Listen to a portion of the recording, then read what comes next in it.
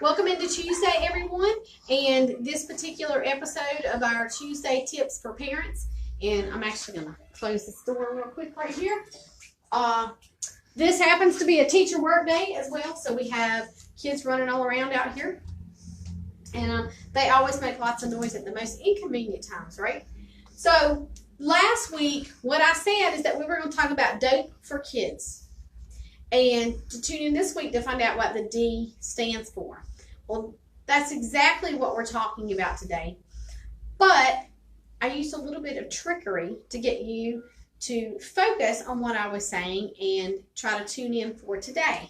Well, the trickery leads right into what we were talking about today. So actually the full 4-week,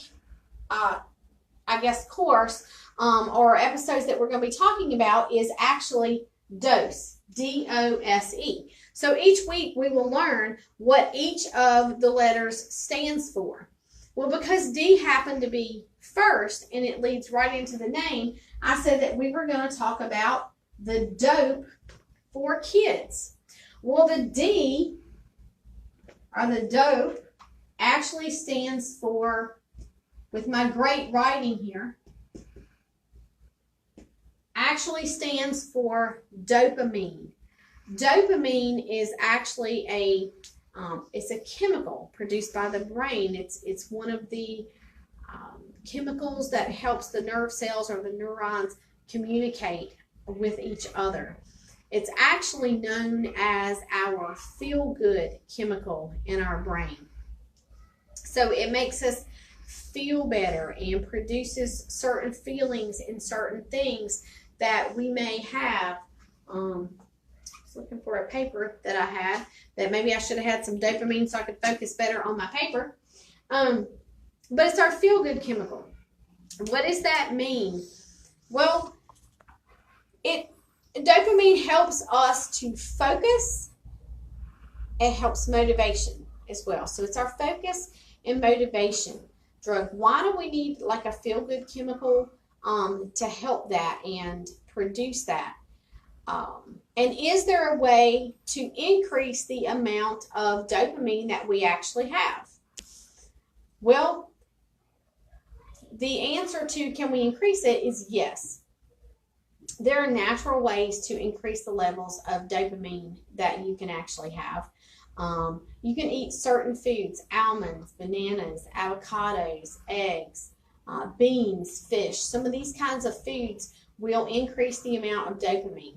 To exercise regularly. So another reason, learn some meditation techniques. All of these things can help. Certain supplements can help increase the amount of dopamine that we have in our system. So all of these things you can sort of look up and you can do. Some of these things we probably already do with our kids. We always try to get them to have a regular amount of sleep at night and sleep well. We do encourage our kids to be healthy and to exercise and do things to stay active on a regular basis. We encourage our kids to eat good foods. So we already do these things.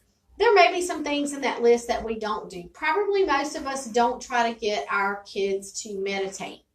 The word meditate brings up, sitting cross-legged,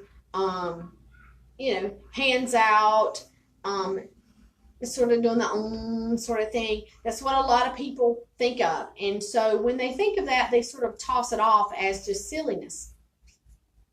Meditation can mean a multitude of different things. Okay? Meditation is simply taking our body to a state of relaxation so that we can breathe. We can be in tune with ourselves and with things going on around us. We can be in tune with the feelings that we have and just a sense of calming ourselves down. There are all different types of techniques and philosophies behind meditation that you can look up on the internet, and you can specifically look for meditation for kids and teach kids some positive aspects about meditating and about doing some of these different things to help increase that dopamine. Now, outside of these more what we would consider natural ways to increase dopamine, there's some fun things that we can do as parents too to increase the amount of dopamine so that we get the kids to focus and be great listeners, and we get them to have a lot of motivation, a lot of self-motivation. So let's go to the focus. We all want our kids to be great listeners so that they focus well, which leads to better grades, sort of better goal setting, better setting steps to meet your goals, all of those things that go along with it. So what can we do just to make them a little bit better listeners and increase some of that dopamine that we have? One of my favorite ways is the trickery. Just like I said, okay, next week we're going to talk about dope for kids. People are probably like, what in the world is that woman talking about? Well, you can use trickery for kids too, because it tricks their brain into having to listen better, because you're tricking their brain from the get-go, and it starts to create a little bit more of that dopamine. For example, if they're going to be doing something that you would say, ready, set, go, you can say, ready, set, goose, ready, set, ghost. Okay, so what happens, the go part of it, they want to take off running or want to go take off to do whatever it is, and then they're like, okay, wait a minute, I don't think I heard go. I heard goose or ghost or donkey or whatever it is that you say. So it creates a manner of thinking in the brain. They have to start thinking about it. They have to listen. They have to turn on those listening ears and increase the dopamine in order to hear what it is that you are actually telling them. So then they know that you're not saying go, you're saying ghost, or you're saying goose, or whatever it is that you're actually saying to them. You can use other things.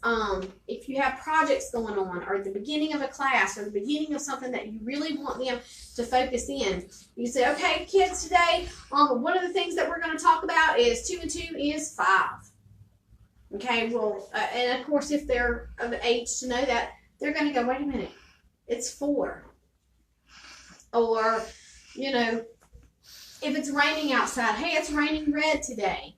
Anything that you can think of that kind of tricks their brain just a little bit, makes them listen even that much better. And again, that's going to create, over time, they are automatically going to have to start focusing on what it is that you're saying, because they want to catch you trying to trick them. Another fun thing that you can do is you can let them try to trick you. You can tell them, okay, it's your turn. We're going to be having a conversation, and it's your turn to try to trick me. So they have to actively think, get their brain cells going, get the neurons talking to one another, get all the transmitters going back and forth, get those chemicals going so that they can try to come up with something to trick you. The other part of dopamine is motivation, specifically intrinsic motivation, which leads to an increased amount of self-confidence. There are some scientific there is some scientific evidence that shows that dopamine and intrinsic motivation have a direct link to one another. So what is intrinsic motivation? So let me see if I can manage to spell this right. I think I have it. So intrinsic motivation. Intrinsic motivation is what we would consider sort of an internal motivation. For example, you happen to be good at writing some songs or writing poetry. You write the song or the poetry because you like it, because you want to hear what it is that you've written. You want to hear it come out, versus you're writing it to make money. Okay, so it is an internal feeling that you have versus something from the external coming in. To help you be motivated. You are motivating yourself. So you know that you have a certain goal and that you want the feeling inside for yourself that is helping you to feel as if you have accomplished something. How do we create an intrinsic motivation in our kids and help them to build that amount of confidence that they have? There's a couple of different ways to do it. And you also have to increase your own dopamine sometimes and try to be as creative as possible to think of some things that may go with it. For example, in our martial arts class, one of the things that we sometimes do is say, okay, one of our warm-ups today is push-ups. Now, if you want to be good, you're going to do 10 push-ups. If you want to be great, you're going to do 20 push-ups. If you want to be really super awesome, you're going to do 30 push-ups. But if you want to be at that black belt level, because again, we're in martial arts, it's what everybody strives for. If you want to be at that black belt level and you want your instructors and your parents to be super black belt proud of you, then you're going to do 40 push-ups. So at that point, the child's brain has to think, what is it that I want? What is my motivation? Good, great, awesome, or black belt? And there is a goal, there's a task associated with that particular level, and that's what they're going to do. Because they're going to go after that feeling of accomplishment, that feeling of self-worth, of self-confidence, that they set a certain goal and they were able to get to that particular level. And more importantly, they made that decision for themselves at that moment as to what was most important to them. Good, great, awesome, or black belt. And this can go along with all different kinds of things. If you want good homework, it'll look like this. If you want it great, it's going to be this. If you want to have a good sleepover this weekend that includes 3 people, your room will look like this in an hour. If you want a great sleepover that has 4 people, your room's going to look like this. If you want, a super awesome sleepover with 10 kids, and it's going to look like this.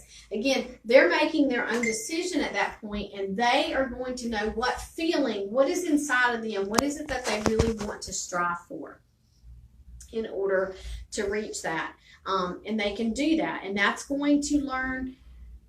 It's sort of a learned condition within them as that feeling of self-confidence, and that's what they will learn to always want to go after. One thing that I would caution against in this whole thing is using the negative motivation. If you don't go do this, you're going to have this to happen, or this is going to be the consequence. Or one thing that we use a lot is, you're never going to be able to be a football player if all you ever do is sit on the couch, or you're never going to be able to do this if all you ever do is want to play video games.